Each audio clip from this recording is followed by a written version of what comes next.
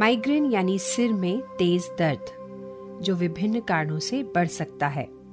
अव्यवस्थित दिनचर्या इनमें से एक है। जीवन शैली में बदलाव लाकर, जैसे योग आदि को अपनाकर इस बीमारी पर नियंत्रण पाया जा सकता है। आज हम माइग्रेन में लाभकर योग आसनों का अभ्यास करेंगे। शोधन क्रिया अभ्यास। कुंजल क्रिया। 4 से 6 ग्लास गुनगुना पानी लेवे। 1 चुटकी सैंधव नमक मिलाएं। कागासन की मुद्रा में बैठ जाएं। पानी पीना प्रारंभ करें। बीच में नहीं रुकें। परेशानी होने पर बीच में रुक सकते हैं। इसके पश्चात खड़े हो जाएं व आगे की ओर झुकें। दाएं हाथ की तर्जनी व मध्यमा उंगली को जीवा के पिछले हिस्से में तब तक स्पर्श कराएं जब तक कि उल्टी ना होने लगे। उल्टी होने पर 1-2 बार और प्रयास करें जब तक कि पिया हुआ पानी बाहर ना निकल जाए। पेट में संचित पित्त के कारण निकलने वाले तरल पदार्थ का रंग थोड़ा पीला दिखता है तथा मुख का स्वाद भी कड़वा हो जाता है। यह क्रिया सुबह खाली पेट करें। पूर्व रात्रि में समय पर एवं सुपाच्य भोजन लें। लाभ। यह क्रिया पेट में जलन व अधिक पित्त में लाभप्रद है। सावधानियां। हृदय रोग, पेट में अल्सर, हर्निया होने पर यह क्रिया ना करें। शोधन क्रिया अभ्यास। जल नेति। नेति पात्र में हल्का गर्म पानी लेकर उसमें लगभग 1 ग्राम सैंधव लवण डालें। कागासन में बैठ जाएं। दाएं हाथ की हथेली पर नेति पात्र को रखें।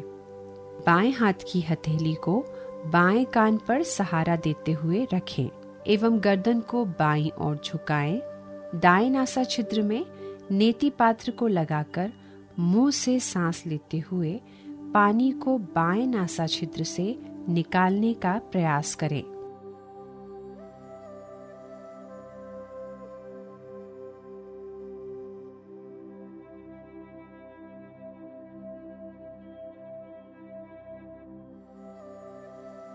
यही प्रक्रिया विपरीत नासा छिद्र से दोहराएं। प्रक्रिया पूर्ण होने के बाद दोनों नासा छिद्रों से पानी साफ कर लें। लाभ।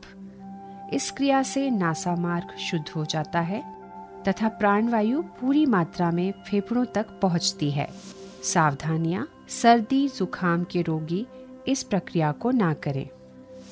शिथिलीकरण अभ्यास।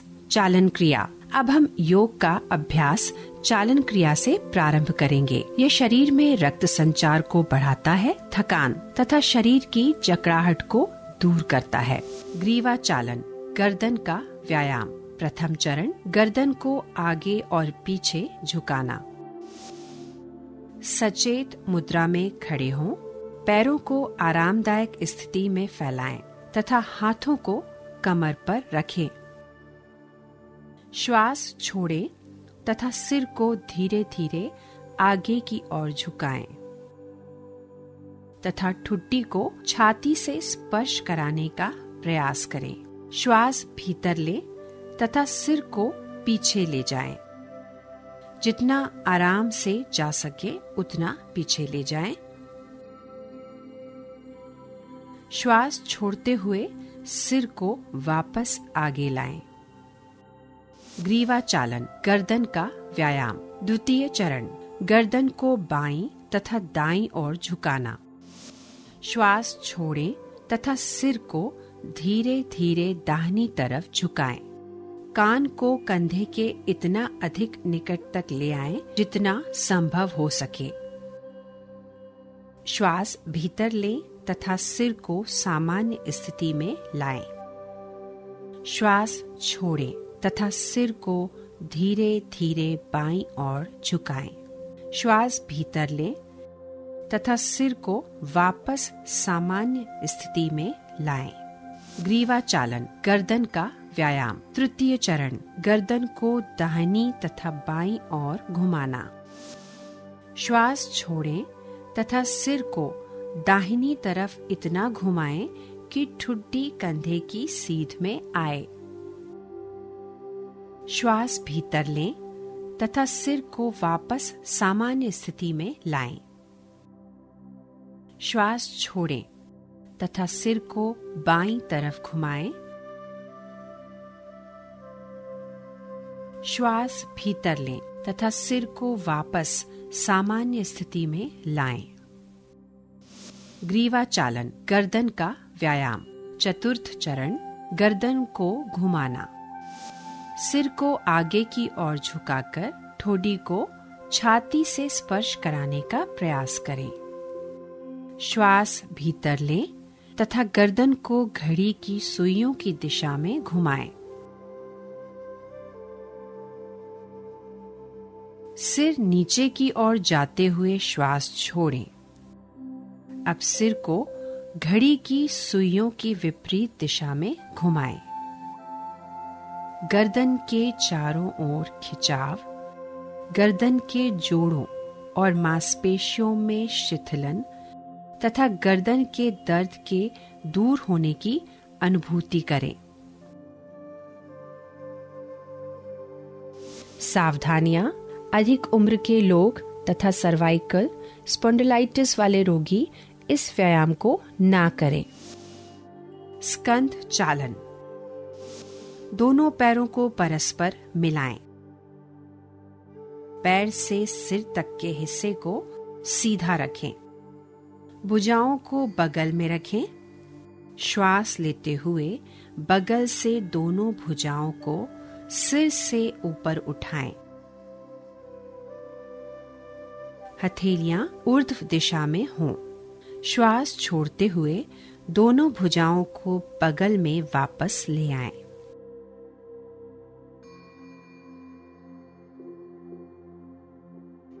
जब हाथों को सिर से ऊपर ले जाएं, तो ध्यान रखें कि वे सिर को स्पर्श ना करें। इसी तरह जब हाथों को नीचे लेकर आएं, तो वह जांघों को स्पर्श ना करें।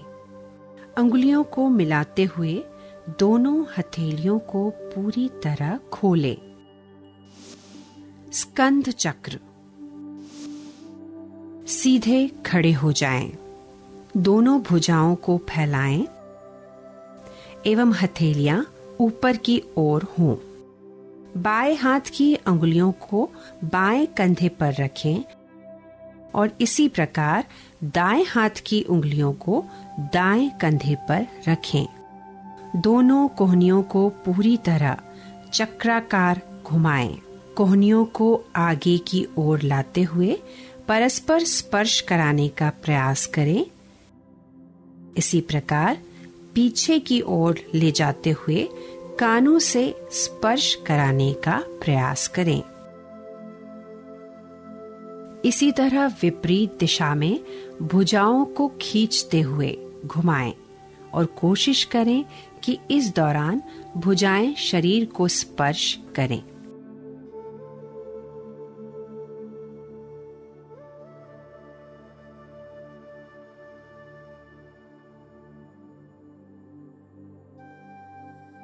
घुटना संचालन।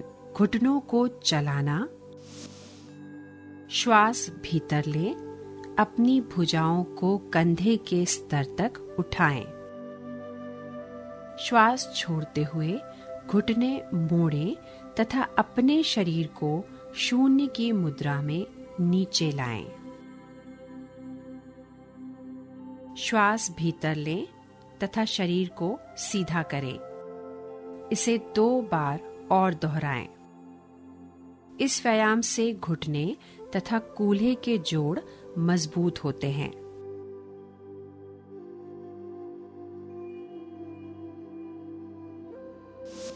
सावधानियां: आर्थराइटिस की समस्या होने पर यह क्रिया ना करें। आइए अब योगासन की तरफ बढ़ें। कृपया आसनों का अभ्यास अपनी क्षमता अनुसार ही करें।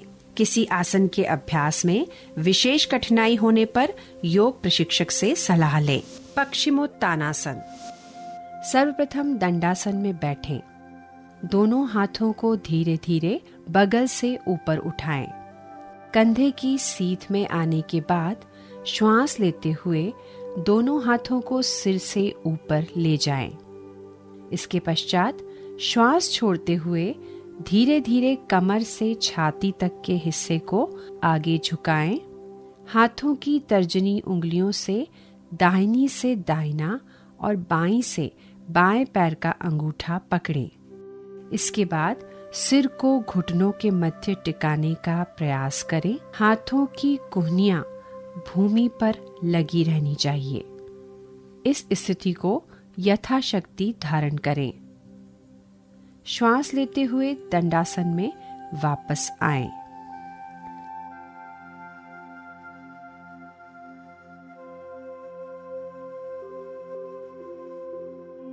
सावधानियां, इस आसन को क्षमता अनुसार ही करें। आसन को करते समय घुटने, पिंडली व जंघा जमीन से लगी होनी चाहिए। हृदय रोग, स्लिप डिस्क आदि के मरीज इस आसन को ना करें। मार्जारी आसन, इस आसन में हम एक बिल्ली की तरह पीठ में खिंचाव लाते हैं, इसलिए इसे मार्जरी आसन कहते हैं। सर्वप्रथम वज्रासन में बैठ जाएं। जमीन पर अपने घुटनों के बल आ जाएं। दोनों घुटनों एवं पैरों के बीच थोड़ी सी दूरी होनी चाहिए। अब आगे की ओर झुकें और अपने दोनों हाथों को घुटनों के सामने जमीन पर रखें। श्वास छोड़ते हुए अपनी पीठ को ऊपर की ओर खींचें और सिर को सीने की ओर लेकर जाएं। श्वास लें, अपने सिर को ऊपर उठाएं और पीठ को नीचे ले जाने की कोशिश करें। यह एक चक्र है। ऐसे पुनः एक बार और दोहराएं। लाभ, पीठ और गर्दन को मजबूत बनाता है, तनाव को दूर करने में सहायक है। सावधानियां, गर्दन में, पीठ या कमर में चोट होने पर यह आसन ना करें। मकरासन, मकर का अर्थ है मगरमच्छ। पेट के बल इस प्रकार लेट जाएं कि टांगें एक दूसरे से दूर हों तथा पैर बाहर की ओर हों। दोनों बाहें मोड़ लें तथा दाहिने हाथ को बाएं हाथ पर रखें। अपने सिर को हाथों पर रख लें तथा आराम करें। यह आसन मकरासन है तथा सभी अधोमुखी आसनों में विश्राम के लिए किया जाता है। लाभ, यह पेट के बल लेटने के कारण फेफड़ों के ऑक्सीजन ग्रहण करने की क्षमता को बढ़ाता है तथा तनाव एवं थकान को दूर करता है। सूर्य नमस्कार, प्रणाम आसन। धीरे से दोनों हाथ ऊपर ले जाएं तथा नमस्कार मुद्रा में दोनों हाथों को वक्ष स्थल के सामने लेकर आएं। हस्त उत्तानासन, दोनों हाथों को सामने की ओर से ऊपर ले जाएं तथा दोनों हाथों को कानों से सटाते हुए ऊपर की ओर तानें। श्वास लेते हुए धीरे धीरे शरीर को पीछे की ओर ले जाएं।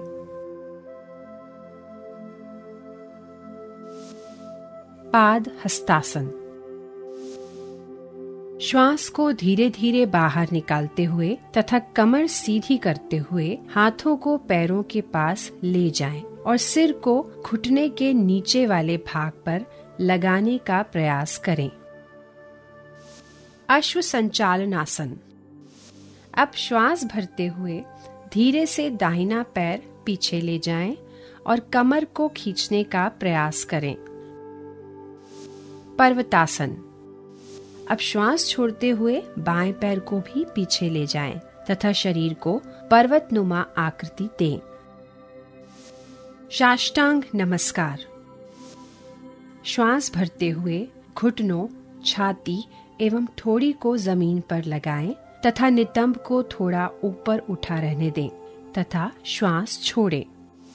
भुजंगासन, श्वास भरते हुए धीरे धीरे पंजों को बाहर करें तथा शरीर को नाभि वाले भाग तक उठाने का प्रयास करें। पर्वतासन, भुजंगासन की स्थिति से धीरे धीरे श्वास को बाहर छोड़ते पुनः पर्वतासन की स्थिति में आ जाएं। अश्व संचालन आसन, अब श्वास भरते हुए दाहिने पैर को हाथों के बीच ले आएं और कमर को खींचने का प्रयास करें। पाद हस्तासन, श्वास छोड़ते हुए दोनों पैरों को हाथों के बीच लाएं। हस्त उत्तासन। श्वास भरते हुए दोनों हाथों को ऊपर ले जाने का प्रयास करें तथा शरीर को धीरे धीरे पीछे ले जाने का प्रयास करें। प्रणाम आसन। धीरे से वापस आते हुए हाथों को वक्ष स्थल के सामने लाते हुए नमस्कार मुद्रा धारण करें। लाभ। संपूर्ण शरीर की मांसपेशियों में दृढ़ता एवं संधियों में लचीलापन लाता है, भूख बढ़ाता है, शरीर के साथ साथ मन को भी प्रसन्न एवं स्वस्थ बनाता है। सावधानियां। स्लिप डिस्क, कमर व पीठ में चोट लगी होने पर ना करें। हृदय संबंधी विकार, उच्च रक्तचाप होने पर यह आसन ना करें। हर्निया से पीड़ित रोगी यह आसन ना करें। शवासन। इस आसन में अंतिम अवस्था एक मृत देह जैसी होती है। सर्वप्रथम पीठ के बल लेट जाएं। हाथों और पैरों को आरामदायक स्थिति में फैलाकर रखें। आंखें बंद होनी चाहिए। पूरे शरीर को अचेतन अवस्था में शिथिल छोड़ दें। नैसर्गिक श्वास प्रश्वास की प्रक्रिया पर ध्यान केंद्रित करें।